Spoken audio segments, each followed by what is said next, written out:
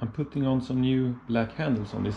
Before they were white, but they don't stay white very long now, do they? So I took some black ones. I just took some soap on the inside, and then that will dry out and it will be stuck. So there we go.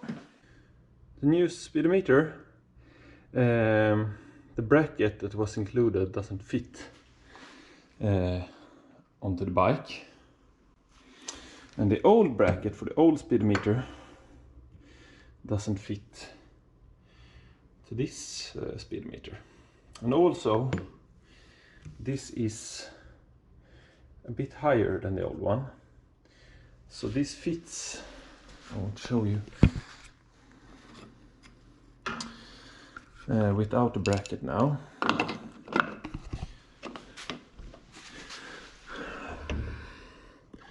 You can see that the holder for the lamp where the blue cable comes up is pretty much all the way down as far as it can go. So it's really tight.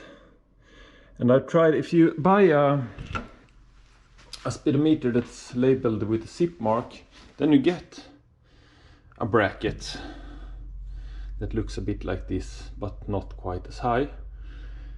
But I can't find them to buy them loose for themselves, so I have to see if I can modify this one to fit here.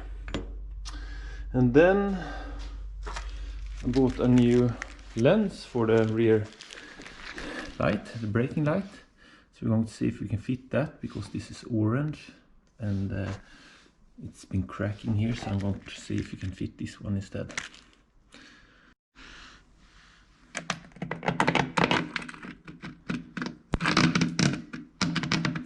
Oops. This was fitted with these two wing nuts from the inside of the fender. Then came loose here. So I guess it's just to take that out and put the new one in. See if the bulbs are okay too.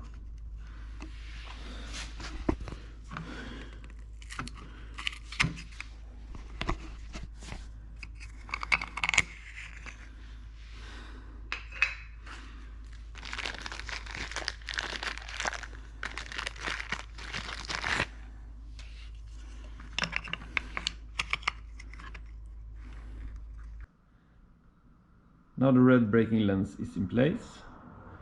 Some small adjustments, I had to do some small adjustments to it to get it fit properly, but it's okay. And then next winter I'm going to change the gasket and so on. It has to be like this for now. It's old, dry. Now I've modified the original bracket, so it's going to fit. Not that good looking, but it won't be anyone who sees it when it's in place. So let's see if it fits. Now the speedometer is in place. It was quite tricky to get it with modifying the bracket.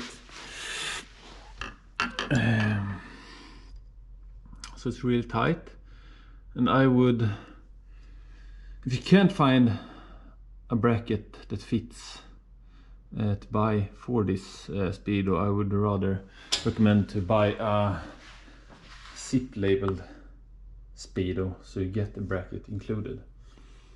That will be much easier, but well, this works too. So now that's in place, now we're going to change this mat, because this floor mat is broken. So I have to loosen these 4 screws on each side, and then I can take that out.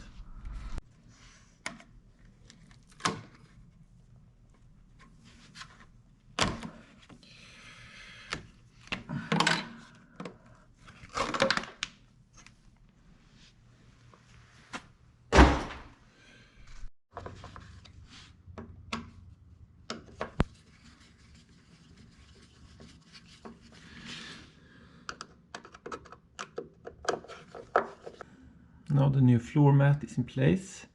And what I'm also going to do, I've changed the throttle cable because, well, because to get it long enough for the smart carb. And that's a thing I can tell you about. You saw me installing the smart carb in the PX150, and it was very tight, and I had to make a hole in the plastic cover here to get the smart carb to fit. But these PX200 engines has another, the cylinder looks differently, so here it's actually, I didn't need to make a hole, there was enough space. So I used the Polini manifold with a 6mm distance plate. It remains to see if I have enough clearance here to make it work. But I think so. So what I'm going to do more, I've changed the throttle cable. I'm going to change the front brake cable, the rear brake cable, the gear cables, the clutch cable. So pretty much every cable is going to be changed, so it will be fit for fight for the summer. Now I'm going to change the brake cable for the rear brake. So I loosen it here, and then I'm just going to pull it out in the other end here, and so.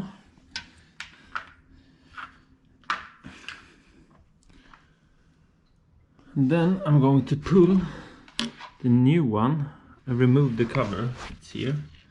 I'm going to pull that through, and then I'll put the cover in from the other way.